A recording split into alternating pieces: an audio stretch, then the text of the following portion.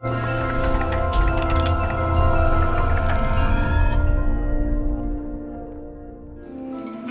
have young people that think like President Barack Obama, Nelson Mandela, Mother Teresa, and Bishop Tutu. We have young people who can write like Dr. Maya Angelou, J.K. Rowling, Cheryl L. West, and August Wilson. We have young people who can play like Ray Allen, Marshawn Lynch, Sue Bird, and punch like Ali. We have young people who can sing like Jennifer, move like Jagger, and rhyme like Jay-Z, and electrify like Jimmy. We have young people who can paint like Picasso, sculpt like Chihuly, and dream like Dr. Martin Luther King Jr. We have young people that are just like you and me, living on our streets.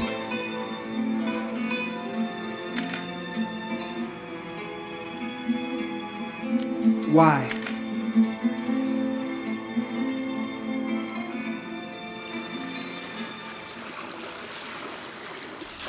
The stories come to me, however they come to me, whether I'm riding down the street or at an event or at the water.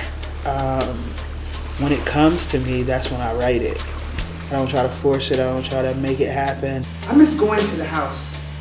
Going to the house Sundays after church. I can start to picture it in my mind. Who wants coffee? Black, 2 sugars, no cream. 3 sugars, 2 creams. Roasted peanuts. Pineapple coconut cake. Pound cake. German chocolate cake.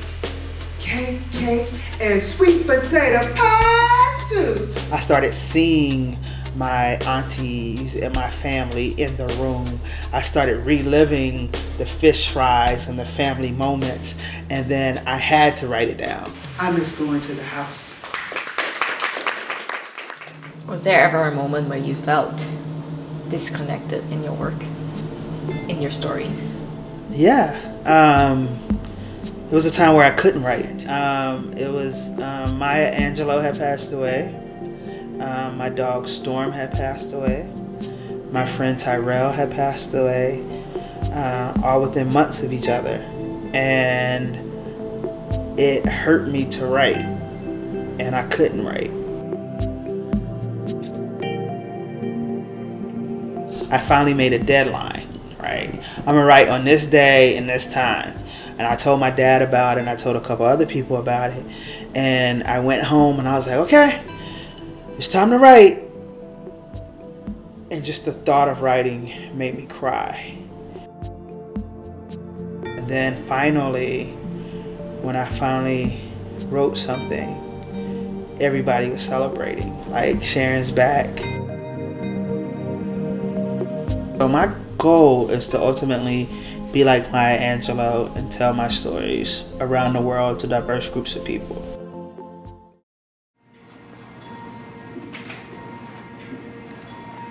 It's all too real.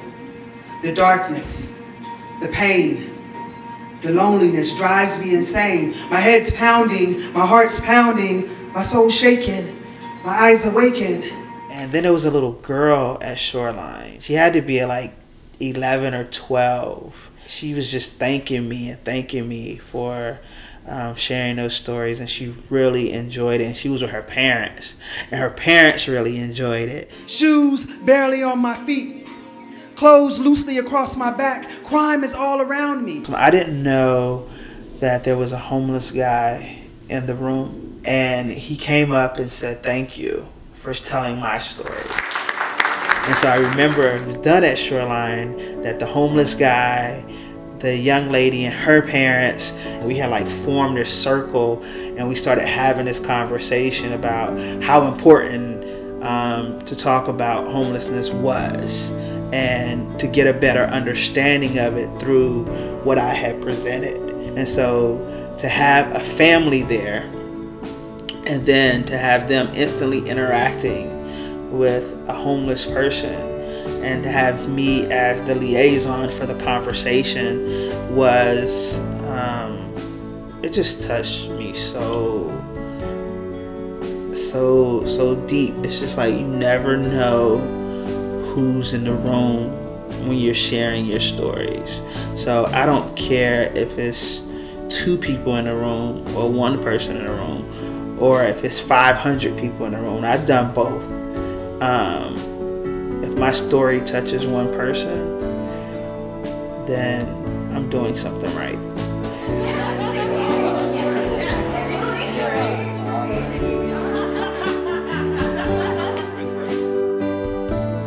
It's just a reminder of how important the work is. He's gotten on his feet now.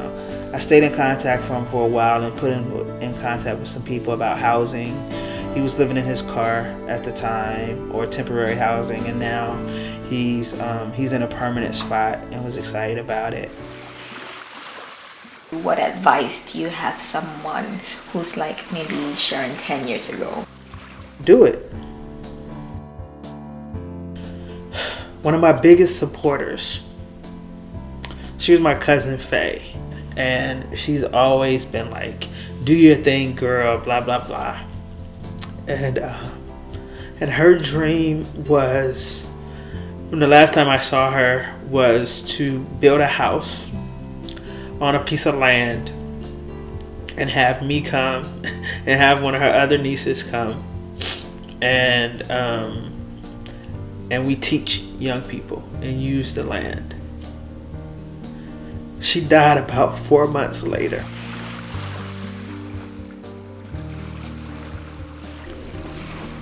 I now realize that me living my dreams and doing my work isn't just about me. It's also about those that can't be with me any longer. So in one of my pieces, Dream, I say, loved ones who loved me and believed in me passed away.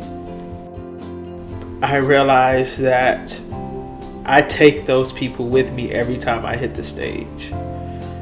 So sometimes acknowledging, yes, your dream is about you, but it's also about those who you loved, who supported you, and who would support you no matter what, who passed away, can't do.